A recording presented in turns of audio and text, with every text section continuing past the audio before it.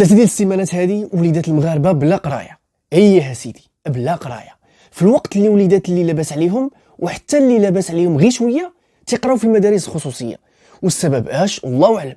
اييه سيدي، ولكن احنا عرفنا السبب هو اضراب الاساتذه اللي دخل في السيمانه الرابعه ديالو. وعلاش؟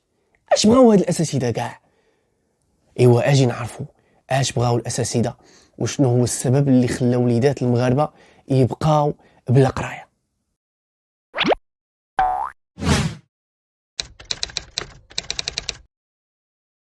السلام عليكم ورحمه الله تعالى وبركاته. الاخوان والاخوات، مرحبا بكم من جديد في حلقه جديده من برنامج او قناه كيفاش بالدارجه. واللي اول مره تيتفرج فيا، انا اخوكم عبد الكريم الجلابي، تندير فيديوهات فيهم معلومات قانونيه بالدارجه. الى عجبك المحتوى ديالي تابونا في القناه ودير جيم لهذا المحتوى هذا. يلا سيدنا نبداو على بركه الله. في هذه الحلقه تيروج واحد الموضوع مهم في الشارع المغربي اللي شغل الراي العام المغربي بشكل كبير، واللي هو اضراب ديال الاساتذه ديال القطاع العمومي. السبب ديال هذا الاضراب او الاضطراب اللي ضرب المدرسه العموميه المغربيه هو واحد النظام اساسي خرجوا وزير التربيه الوطنيه والتعليم الاولي والرياضه، واللي قال باللي كان بالتشاور مع النقابات التعليميه. وهما طبعا نكروا هذا الشيء وقالوا باللي الوزير استفرد بالنظام الاساسي وما خداش بعين الاعتبار الراي ديال النقابات في مجموعه ديال النقاط. والسبب اللي خرج على ودو هذا النظام الاساسي هو القنبله ديال التعاقد اللي جات بها الحكومه السابقه. مع الاسف الاساتذه المتعاقدين او المفروض عليهم التعاقد باغين الادماج، يعني الادماج في اسلاك الوظيفه العموميه، في الوقت اللي الزملاء ديالهم الرسميين كاينين في النظام ديال الوظيفه العموميه. وباش الدوله تهنى من هذا المشكل ديال التعاقد فكروا في نظام موحد يجمع ما بين الاساتذه ديال التعاقد والاساتذه الرسميين. الاساتذه فرحوا وقالوا الحمد لله اخيرا يتحيد هذا التعاقد وغتكون حلول للاساتذه، خصوصا من اللي قال الوزير باللي يكون واحد النظام محفز وفيه حلول اللي هي مبتكره. من اللي خرج سيادنا هذا النظام الاساسي الموحد او الموحد، وهو في الحقيقه موحد نيت، حيث وحد الاساتذه على الاضراب، وحتى اللي عمرو دار الاضراب داروا في هذه المره. ولا حتى هو يردد الشعارات ديال الاساتذه وباليادي اليادي اليادي وصامدون صامدون وغيرها من الشعارات اللي كيحتجوا بها الاساتذه في المسيرات ديالهم. واحد الاستاذ صاحبي فين ما نجلس معاه في القهوه يرفع عليا شاره النصر، قال لي وليت تضربني الفيقه باللي تلقى راسي تنعاود في هذوك الشعارات والموت ولا المدله والموت ولا المدله. على اينا سيدي، دابا شنو هما المطالب ديال هاد الاساتذه هادو باش يرجعوا يقريو وليدات المغاربه؟ الاساتذه سيادنا باغيين تعديل ديال هذا النظام الاساسي وارجاع الكرامه للاستاذ اللي تهضمات من شحال هادي.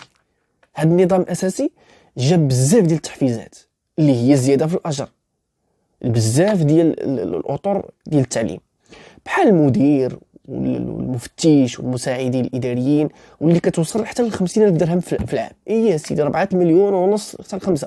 ولكن هاد الزيادات جات حتى عند الاستاذ مسكين وهي تعوج. اي سيدي الاستاذ اللي غينزل كاع داك الاصلاحات، واللي هو الفاعل الاساسي في العمليه التعليميه التعلميه، بالاضافه للتلميذ طبعا. ما زادوا هذا النظام الاساسي حتى حاجه، يعني 0 درهم للاستاذ. كاين اللي غيقول او كيقولوا بزاف على الاساتذه وانتم شبعتوا خبز وكتناضوا على الزياده وما كتهمكمش كاع المدرسه العموميه والمطالب ديالكم خبزاويه.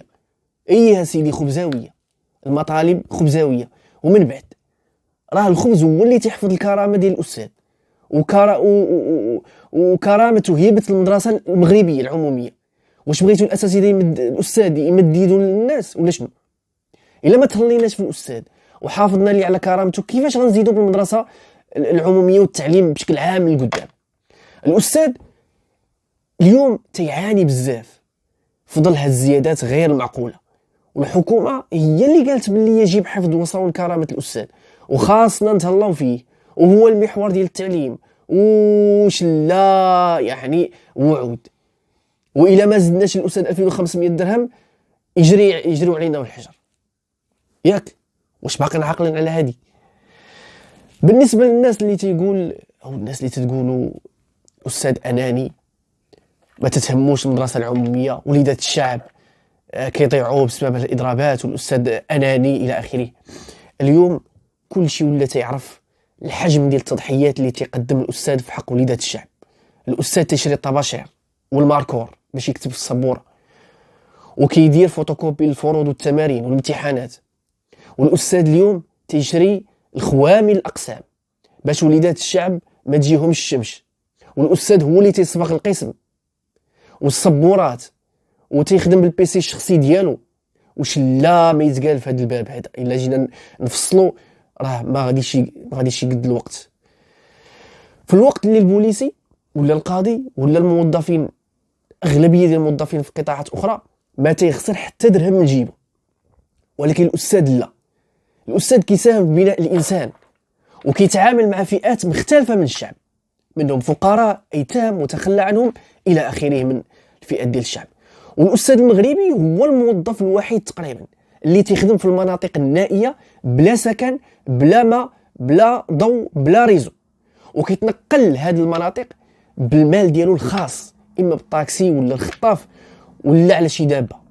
والخطاف تيطلب ليه 100 درهم ولا 150 درهم باش يسلكوا واحد 5 ولا 6 ديال الكيلومتر، حيت تتكون الطريق خاسره والمسالك وعره ولا مقطوعه كاع نهائيا.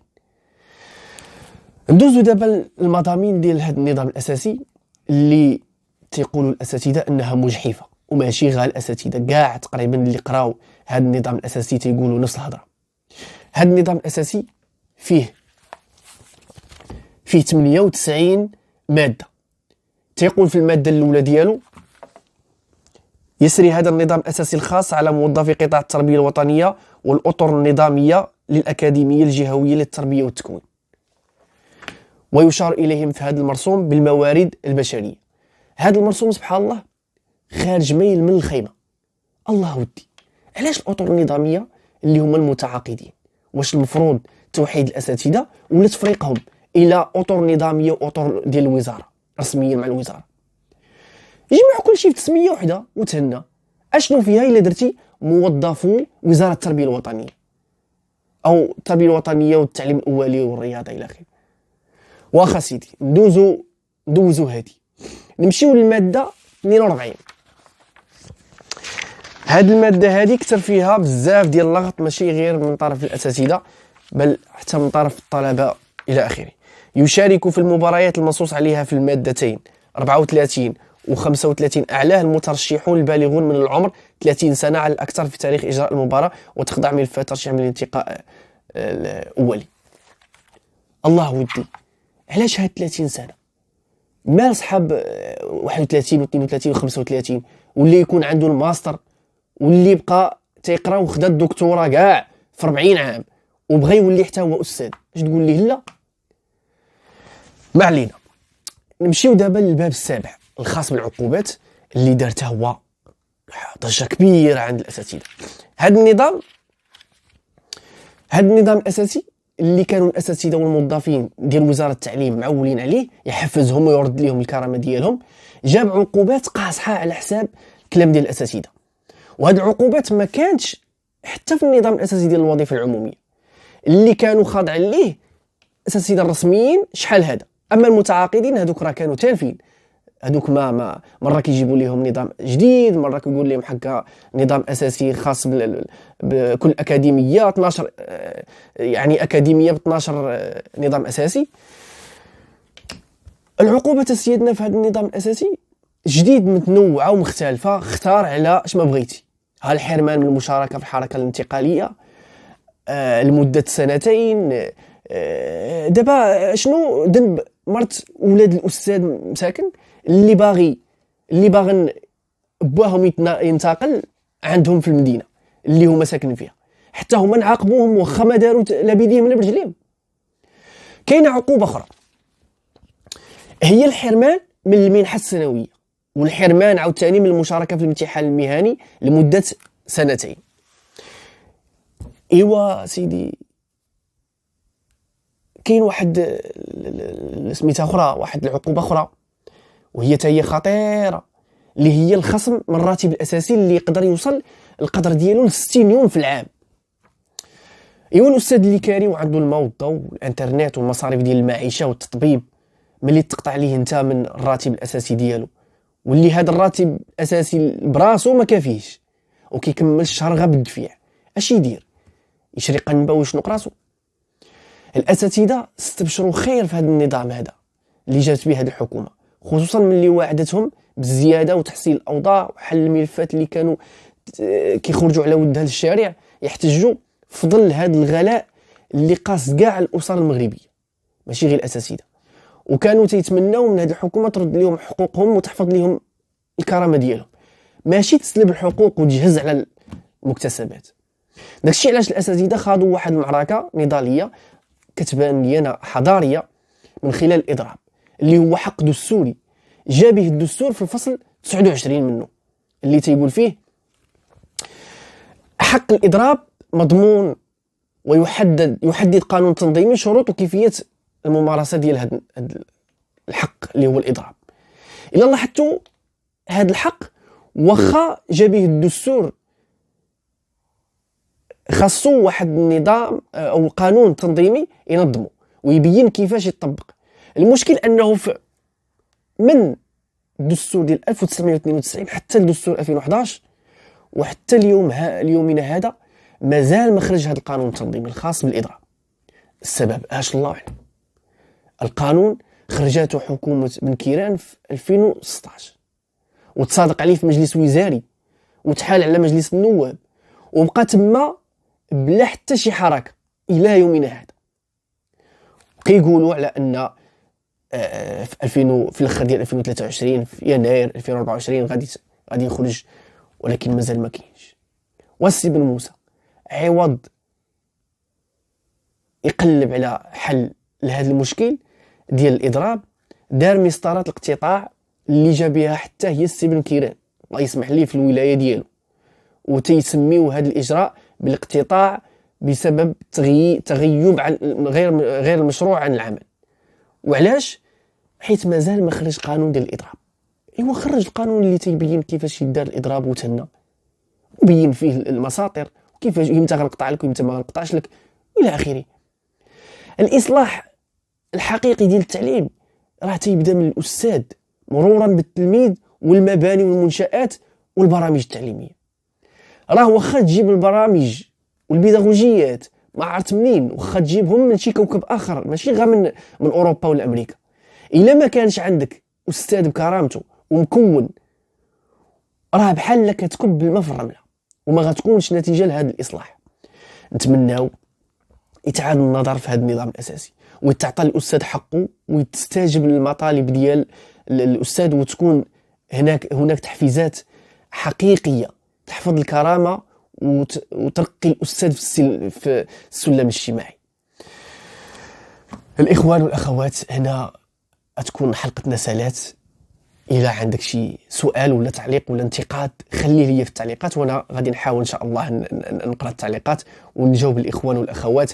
وإلا كانت شي معلومه ماشي هي ديك انا حاولت ما امكن انني نبحث على المعلومه كيف ما هي ونكون محايد ما امكن. وإلا كان شي توفيق راه من عند الله، ولا كان شي غلط ولا نسيان ولا لا يعني شي حاجه ماشي هذيك راه مني ومن الشيطان. استودعكم الله الذي لا تضيع ودائعه، والسلام عليكم ورحمه الله تعالى وبركاته.